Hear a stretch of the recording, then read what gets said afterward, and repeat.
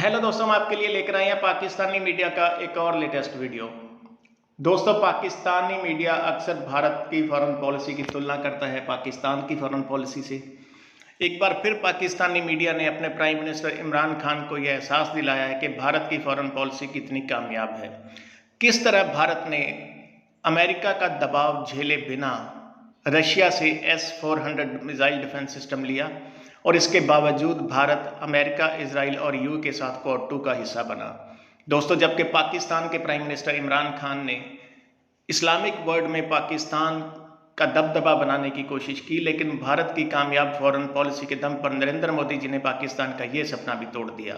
नरेंद्र मोदी जी जो 6 जनवरी को यूएई का चौथा दौरा करने जा रहे हैं। दोस्तों, इस पर पाकिस्तानी मीडिया में किस प्रकार की चर्चा की जा रही है, जानने के लिए इस वीडियो को आखिर तक देखें और प्लीज हमारे चैनल को सब्सक्राइब करना ना भूलें। जय हिंद, जय भारत। आपको पता है कि आपके हालात इंटरनल बहुत खराब हैं और वो जिस तरीके से मर्जी आपकी फॉरेन पॉलिसी को अब्यूज करें, आप सकत नहीं रखते ना अपने आप को डिफेंड करने की, ना अपने एलाइज को डिफेंड करने की, और वही हालात हम सफर कर रहे हैं। बड़े इश्यूज थे ना। जब आपका दुश्मन आपको स्टडी कर लेता है, इन हालात में फॉरेन पॉलिसी पे क्या तवज्जो देंगे? इन हालात में जब आपके यूरोपियन एलाइज आपके साथ नहीं खड़े, इंडिया ने जाके S-400 ले लिए रूस से, तुर्की के ऊपर एम्बार्गो लगा दिया है और इंडिया के ऊपर नहीं लगाया। ये this is the true picture of America's foreign policy. इन हालात में फॉरेन पॉलिसी पे क्या तवज्जो देंगे? इन हालात में जब आपके यूरोपियन एलाइज आपके साथ नहीं खड़े, ईरान आपसे किस तरह आप पे एतमाद करेगा? मैं छोटी सी मिसाल देना चाहूंगा। दुबई ने जाके, यूएई ने जाके राइफल तैयारे खरीद लिए। आज सऊदी अरेबिया ने ऐलान कर दिया वो चाइना के साथ मिलकर मिसाइल बनाएंगे। इंडिया ने जाके S-400 ले लिए रूस से, तुर्की के ऊपर एम्बार्गो लगा दिया है और इंडिया के ऊपर नहीं लगाया। ये this is the true picture of America's foreign policy. अगर रिपब्लिकन प्रेसिडेंट होता तो दिस वाज नॉट पॉसिबल। लेकिन हारून साहब, कुछ तनकीदी लोग हैं, कुछ ग्रुप्स हैं, कुछ अवाम के अंदर ऐसे लोग मौजूद हैं जो तासुर दे रहे हैं कि इंडिया के अंदर भी OIC का आज इजलास हो गया। ये पाकिस्तान के मामले को सबूटास कर रहे हैं।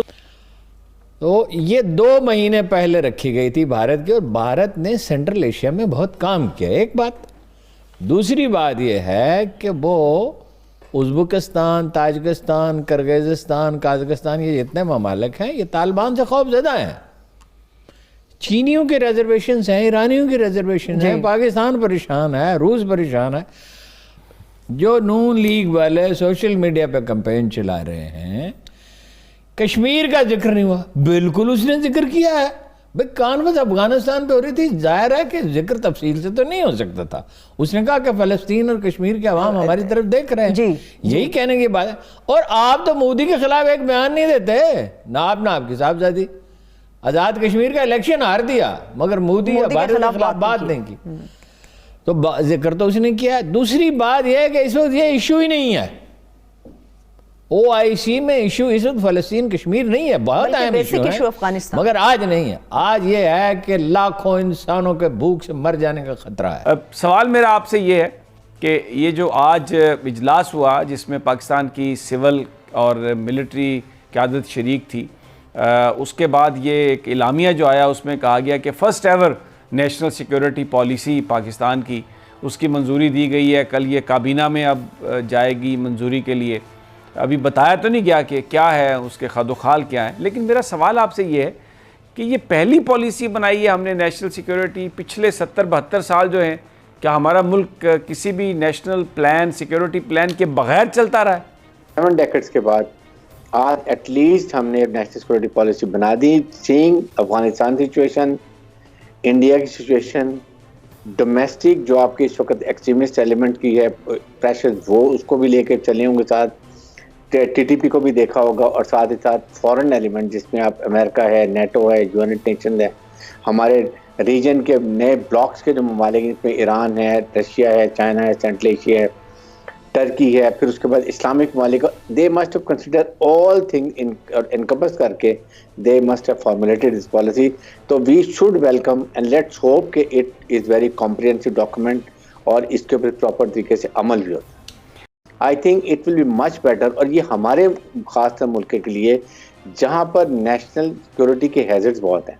इधर इंडिया बैठा हुआ है, उधर आपके सामने जो है वेस्ट में पहले रशियन होते थे, फिर अमेरिकन आके बैठ गए, उनके अपने डिज़ाइन थे। देखिए समीदा, मैं I am of the very clear opinion कि we have done a lot for Taliban.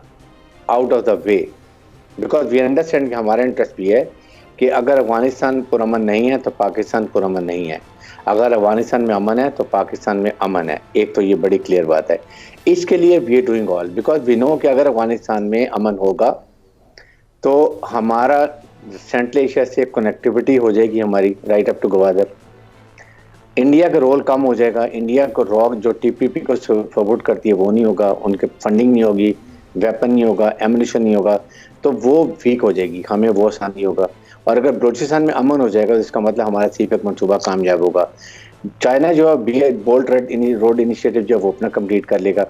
तो इसलिए हमारा सबसे ज़्यादा इंटरेस्ट है कि अफगानिस्तान में अमन हो जाए, जिसके लिए पाकिस्तान इतनी कोशिश करे। लेकिन now is the time when Afghan government is unstable, they want Pakistan support. Pakistan is doing out of the वे, जाके अमेरिका को नाराज करके भी वो समझ रहे कि हमने तालिबान को बड़ा सपोर्ट किया और इसकी वजह से वो बातें नाराज हैं, वो भी हमने सब कर लिया।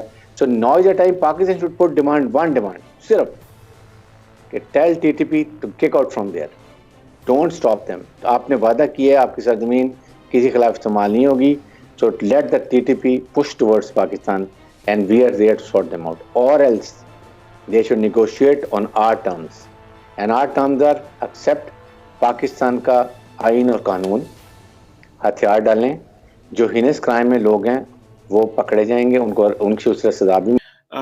यूनाइटेड अरब एमिरेट्स में इंडिया के प्राइम मिनिस्टर नरेंद्र मोदी का चौथा विजिट होने जा रहा है 6 जनवरी 2022 में।